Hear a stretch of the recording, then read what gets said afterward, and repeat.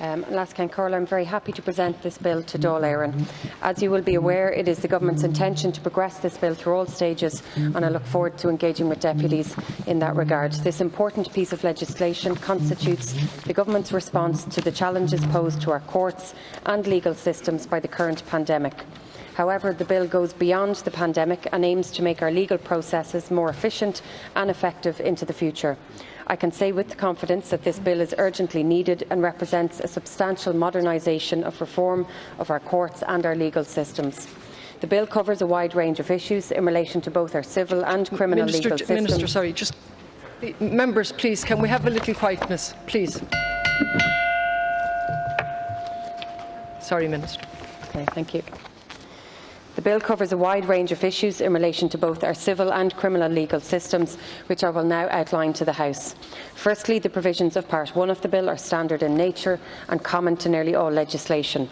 Part 2 of the bill contains urgent amendments to the Coroners Act 1962. The main provisions at Sections 7 and 8 provide new powers for the Minister to authorise temporary additional capacity in the coroner system as necessary to meet the risks and challenges arising from the COVID-19 pandemic. Section 6 is as standard.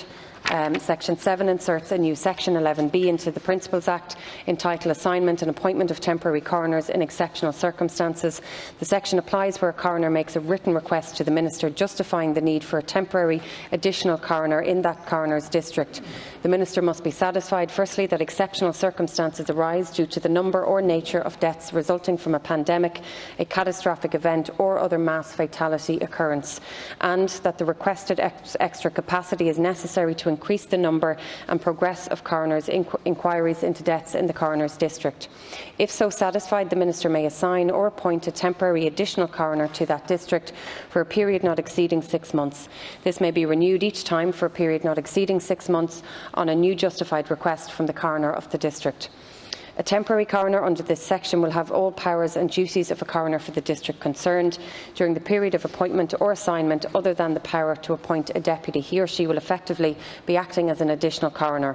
Section 8 inserts a new section, 13B, in the Principal Act entitled Arrangements for Coroner's District other than Coroner's District of Dublin.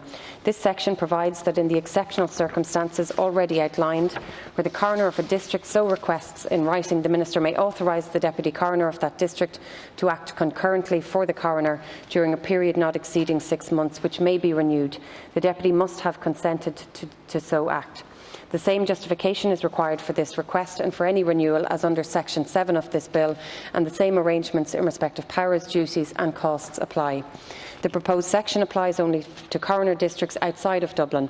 The reason is that the Dublin Coroner District, the Deputy Coroner, is already authorised to act concurrently with the coroner under a Dublin-specific temporary provision at Section 13A of the Principal Act, which is valid until 2022 and which is brought in by my predecessor, Minister Flanagan. Section 9 proposes to amend Section 14 of the Principal Act. The effect of the amendment is that a person appointed as a temporary coroner under the new Section 11B must have the same qualifications as are already required for a person appointed to the office of coroner or deputy coroner. I'll now move to the issue of reform of the law concerning civil proceedings first. Part 3, Chapter 1, Section 10 provides for a definition of the term civil proceedings. More substantively, Part 3, Chapter 2 provides for the remote hearing of civil proceedings. At present, current social distancing rules are causing disruption to and difficulties for court hearings. This is leading to delays in the administration of justice. The current climate is particularly challenging for the court service in managing the efficient and continued operation of our courts. I am sure that deputies will agree with me that we must assist our courts and we must protect the well-being of those who engage with them. Section 11 of the bill enables a court to direct that any category of type of civil proceedings be conducted remotely. A court may make such a direction either of its own motion or on the application of any of the parties. Participants will take part in a remote hearing by electronic means and from a location other than the court itself, whether inside or outside of the state. A court shall revoke a direction to participate in a remote hearing where, for whatever reason, it would be unfair to any of the parties to do so, or it would be otherwise contrary to the interests of justice to do so. It shall be an offence also to make a recording of a hearing without the permission of the court. Additionally, a judge may participate in a remote hearing, notwithstanding the fact that he or she is not physically within his or her district or circuit. In summary, the conducting of remote hearings will be an extremely important tool to facilitate the efficient dispatch of court business. It will increase court efficiency and it will assist in overcoming the current difficulties. Part 3, Chapter 3 concerns the admissibility of business records in civil proceedings. The reforms in this chapter are based very much on the recommendations of the Law Reform Commission from its report in 2016, Consolidation and Reform of the Aspects of Law of Evidence. They mirror previously already in operation regarding criminal law cases under the Criminal Evidence Act of 1992. The Commission's report considers that business records are possibly the most common form of hearsay evidence presented in litigation, and their legal status is of particular importance. In the majority of cases, and in the previous absence of a statutory basis, many litigants agree to admit documentary hearsay evidence in order to expedite proceedings or to spare themselves an adverse cause to order if the objection proves unfounded. However, in a minority of cases, certain litigants may insist on proof of each and every document. These cases have posed increasing difficulties for our courts in recent years and highlight the need for statutory intervention. The Commission's report recommends that records compiled in the course of business, because they are generally reliable, should be admissible in civil proceedings as an inclusionary exception to the hearsay rule, subject to the safeguards that have been set out in the bill.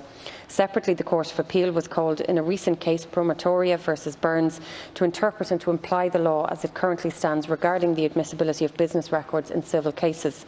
Both judgments delivered by the Court last April were clearly of the view that the law in this area needs to be updated by legislative reform. More recently, the judiciary has specifically identified legislative reform of the civil law rules on business records to my department as among the most urgent priorities for it to be able to advance cases fairly and without unnecessary delays and costs to all parties concerned.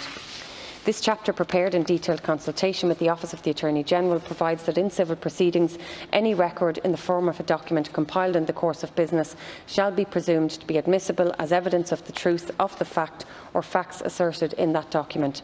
However, and I think this is important to say, that a document is admissible in evidence, meaning it does not mean that the court will presume that the records are correct. Under the proposed amendments, business records can still be challenged in the normal way by another party to the proceedings. In addition, they can be challenged by the court itself, which will have a specific power under proposed section 16(1) to exclude business records evidence if, in the interests of justice, on its own motion, that is, for example, even if a case where no formal application has been made to exclude a business record because a litigant is not legally represented. The remaining sections set out provisions in relation to oral evidence in respect of those documents, rules in relation to providing copies of documents where the original is not available, criteria for supplying documents to the court, and power of the court to determine whether it is in the interest of justice to admit documents as evidence, amongst others. Moving on to Part 3, Chapter 4, this provides for two important measures in the use of electronic means in civil proceedings. The first is the remote lodgement or e-filing of documents with the courts. The second is the provision for statements of truth as an alternative to the swearing of affidavits. Section 20 introduces e-filing as an alternative to the lodgement or filing of documents or applications in paper form. Rules of court may specify the conditions under which documents are submitted by electronic means. Section 21 provides for a statement of truth. This may be in an electronic form, as it is an alternative to the swearing of an affidavit or statutory declaration as a means of submitting evidence or verifying documents. The section also provides for an offence of making or causing a false statement to be made. I'll discuss Part 4 briefly, which contains substantive reforms to our criminal procedural law, particularly in relation to the use of widened video link technology in criminal proceedings. This part also includes important reforms to improve efficiencies in executing warrants. These provisions are urgently needed to assist the court with the conduct of their business in these extraordinary times. In relation to video links, this bill provides for wider use of video links between persons in custodies and the court, which were formerly permitted in limited circumstances under Section 33 and 34 of the Prisons Act 2007. On the recommendations of the Attorney-General, the bill also extends the provisions to cover persons not in custody, so that any accused person can attend by video link for certain application where the court so directs. Can I just check? I have just 10 minutes, is it? Okay, I might move on. So just part 5, this concerns the introduction of provisions in relation to broad sets of issues. These seek to ensure compliance with social distancing and the health and safety of citizens. They facilitate the continued operation via remote means of state bodies, unincorporated bodies and designated bodies. Section 29 provides for the remote meeting of state bodies. They may be designated by the appropriate minister for that purpose, subject to certain criteria. Section 30 provides for the remote meetings of unincorporated bodies, for example clubs, community associations, charitable organisations, the GAA for example. The interim period shall be for 3 months following commencement of Section 3 or for any other period requested by the Government in the interest of public health. Section 31 provides that the bodies designated by the ministers may hold hearings remotely subject to certain criteria. Section 32 is aimed at improving efficiencies in our legal system and provides for the execution of contracts or deeds in counterparts subject to the requirements as set out in the section. Finally, I'll move on to Section 33. Under Section 26(1)(f) of the Courts of Justice 1953, the Court Service must prepare and issue a statutory instrument each time it needs to vary a district court opening times, locations, etc. The requirements of paragraph F are complex and time-consuming. They don't supply the Court Service with the flexibility to address its requirements in situations such as, but not limited to, the current pandemic. And finally, Section 33 inserts a new section into the 1953 Act, which provides that each time the Court Service needs to vary the hours of operating or sitting location, etc. for the District Court, it shall publish a notice to do it on its website outlining the changes. This must be done in consultation and with the consent of the President of the District Court. The Bill contains, finally, Last Concurla, important steps in the process of modernising our courts, our civil and our criminal law systems in the light of the current pandemic. The measures I have outlined, I believe, will ensure the continuity of the essential services of our courts in a safe and efficient manner for our citizens, and I commend the bill to the House and I look forward to engagement with deputies on this. Thank you. Is there a copy